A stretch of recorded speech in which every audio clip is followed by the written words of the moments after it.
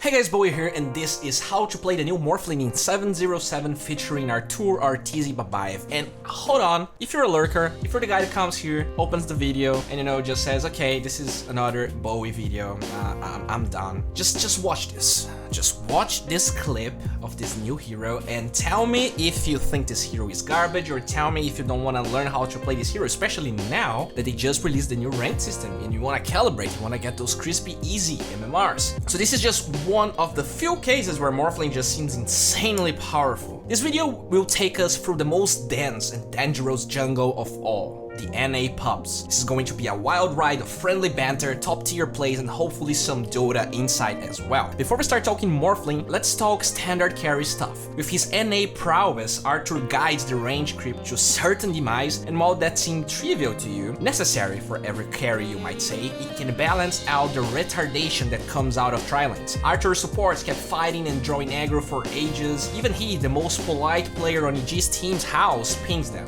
Even though they tried quite hard to disrupt the balance of Arteezy's lane, he remains the master of it and keeps farming where he wants.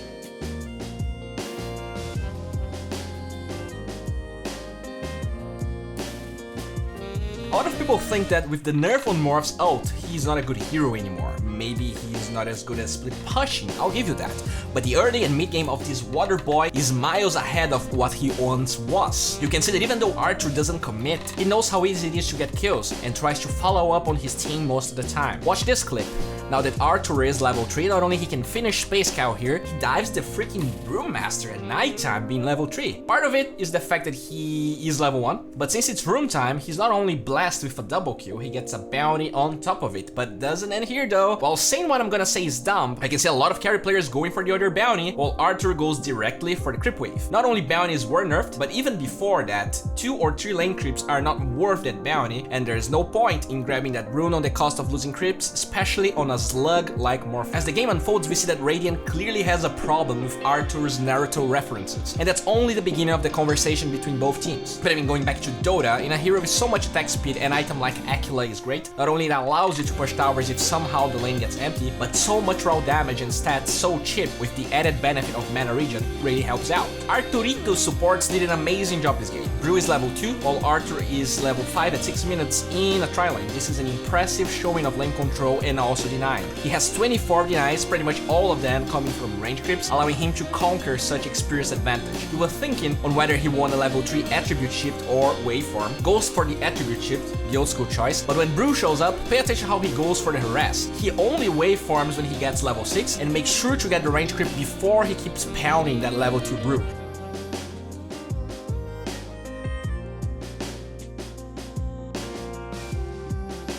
This is usually a slightly risky play, but with so much level discrepancy, he feels fine. But here he goes, boys and girls. This is some Arteezy Dota. Look what his hero is capable of. When Spirit Breaker shows up, he starts attacking him, but an even juicier and easy kill shows up. Arthur knows that he can't just jump AA right now because there's a tower and 3 heroes there. He retreats as he lures the low IQ enemy support, and as Cold Feet is about to proc, he waveforms in a way to dodge the effect and kill the enemy at the same time. Also look how precise Arthur is with attribute shift. If you go back a little bit, after every attack, he shifts just a small amount, and as he waves in, he shifts aggressively so that his attacks during immunity are stronger. It's just insane. After every instance of damage, he morphs a little bit to strength, and that's not 1 but 2 kills even after an amazing 70% showing of Spirit Breaker. The fact that attribute shift doesn't cost mana allows this hero to be insanely deadly in the right hands in the laning phase, because with Magic Wand and mana regen, it's easy to cast 1, 2, maybe even 3 waveforms, and that's a lot of AoE damage in the early game, my friends. At this point, you're probably almost convinced this hero is not garbage, but my friend, Spirit Breaker and Ancient Apparition with levels counter this hero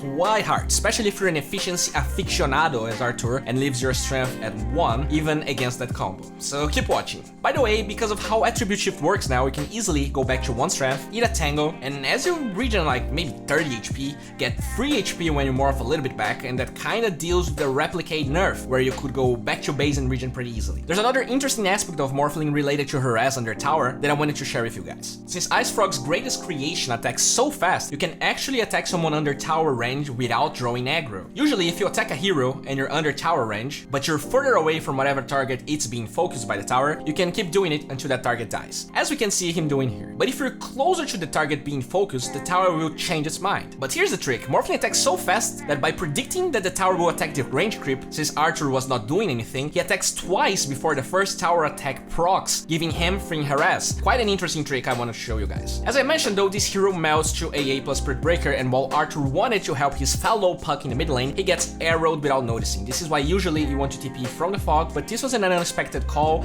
and he felt he was fine. He was also slightly greedy with his attribute shift. You can see that he doesn't go all the way. He kept going for small pulses instead of constant stat change, and he pays the price. He makes sure to reassure his teammates that all is well, in NA dialect by the way, and he goes bottom when he respawns to run away from Radiant's attention, but it doesn't really work out. He tried to go for quite the crispy play and almost pulls it off. Arthur's waveform was suboptimal, and in order to buy time, he tries to become an AA and use his spells until he has waveform ready again. And I mean, he has some magic stick charges, so he would probably have the mana. He uses AA skills. He was close. But yeah, people love to bash my videos saying I don't show deaths, so there you go, freaking saddos. Hope you're getting off of this beautiful Canadian boy trying his hardest and failing on pubs. Hope you're happy. Anyways, after that, Arthur gets some kills and assists under his belt and starts motivating his team via all chat. And while the standard human being might think that Arteezy is flaming, what he's doing is becoming stronger after each message. With so much energy gathered, pay attention to his next play. He only has vision of Mirana mid and SF missing. Still, he can easily die to Spirit Breaker plus AA, as we already talked about, so he stands as far to the right as possible. Considering the possible angles of initiation from Spirit Breaker, it's quite possible he comes from bottom or left, and by positioning like that, he has full vision of the charge and time to react. And even though he gets Ice Blasted under waveform, he becomes Spirit Breaker, charges towards top lane in an instant, and survives the whole thing. Even the NA Radiant haters can help but be nice to him. We're still discovering the technology behind Morph's ult, and in this fight we can see Arthur abusing it. A fight starts mid, close to him, he bursts Spirit Breaker, but let's focus on his attribute shift. As he goes aggressive, he slightly turns to strength,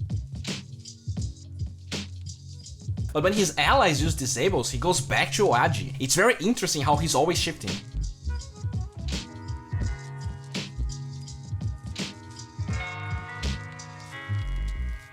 As he takes damage, he morphs strength, and with a clutch ult on Mirana, he arrows back and leaps away towards safety, just majestic. It's worth noting that the way attribute shift works now pretty much allows you to get HP out of thin air if you're not taking any damage. Just morph to 1 agility and go back a little bit and suddenly you're on 50% HP. That being said though, AA and math don't really match up really well. We see Arthur dying because he stopped attending school. He was backpacking items to shrine up and gets AA blasted. But the thing is, he was bringing himself some items, and since he can't regen HP, when he gets his Hurricane Pike, he gets 3 extra strength, but he needs to maintain the same HP percentage, which means that his HP goes down from 130 to 99 while his max HP increases, killing him. Pretty sad. We see another use of the ult in teamfight situations. I feel like one of the big downfalls of this new morph and new players is that as someone shows up in a fight, they immediately ult someone to use their spells. But considering that you die when you're another hero and you don't have attribute shift, Arteezy approaches the skill differently. During this entire engagement, he had it, but he waits big ults and more people to show up to be sure that when he copies someone, he will have the time to use the spells and not fall. Here he engages with Hurricane Pike on Shadowfiend since he doesn't have vision of a lot of heroes and he wants to be as far away from the fight as possible, and after some skills are spent, he starts fulfilling his cat fetishes, takes Spirit Breaker down, and that's quite a convincing fight for Dire.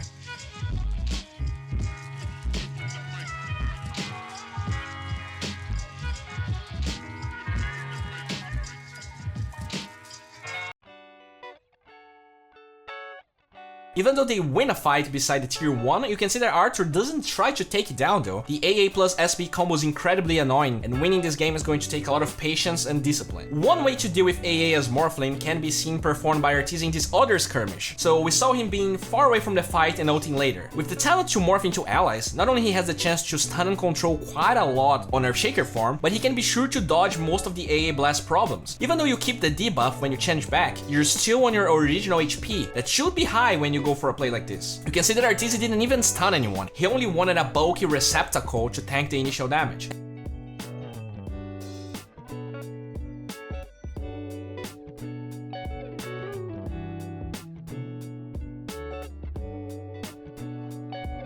At the end of the day, the Opuk dies and they give up on the fight, but that's a great way to approach fighting against AA and other scary heroes. After that fight, Arthur TPs to the shrine, and I want to highlight how he focuses in pushing the wave instead of farming camps. Pushing the wave is the most important thing in Dota and period, and he dares to go for another wave. You can see that he understands how dangerous it is just by the way he farms the wave, but pay attention how this hero, when farmed, still is a ridiculous threat to anyone. Even at 2k HP, he right clicks for 200 damage with crazy attack speed, and with so much agility, he actually commits the edge stun, blowing up the space cow and survive.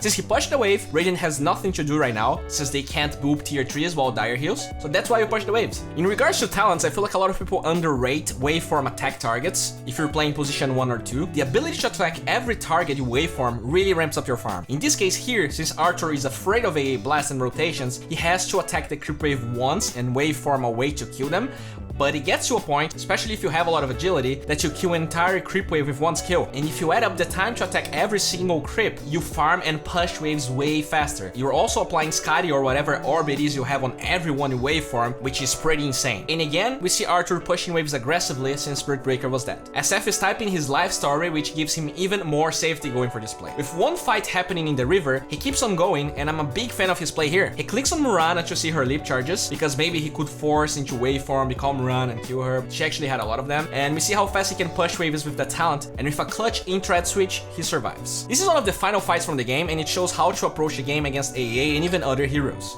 Since he didn't bother going Ethereal Blade being at max agility most of the time is more risky than beneficial. You're linearly getting more agility and attack speed and exponentially being more prone to exploding without reaction. So pay attention how he stays around the 2k HP margin and retreats after the Egg's AA blast. Since Spirit Breaker bought back, AA already ulted and Brew is fighting top, he feels comfortable fighting SF, even though he's still under the Shatter debuff. He knows how strong he is at this point of the game, but disengages until the debuff is over after killing him. When he re-engages, pay attention how the waveform is brutal damage-wise.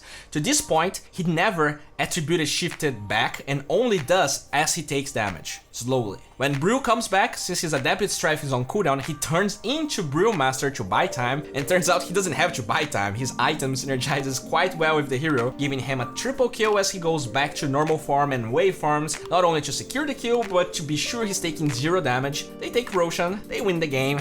What a hero. Okay, as of always guys, this video was sponsored by Pvgna. They released Oracle. My new series called Winners of the Patch 707 is gonna be up pretty soon, so check the link in the description. If you like my videos, if you think that I have good insight in Dota and you wanna get coached, my gamersensei link is in the description. And now follow me on social media, Twitter, Twitch. I'm gonna be playing WESG on December 2, so if you wanna watch me playing position 4 with actual decent players, tune in. And yeah, hope you guys enjoyed this video. Bye.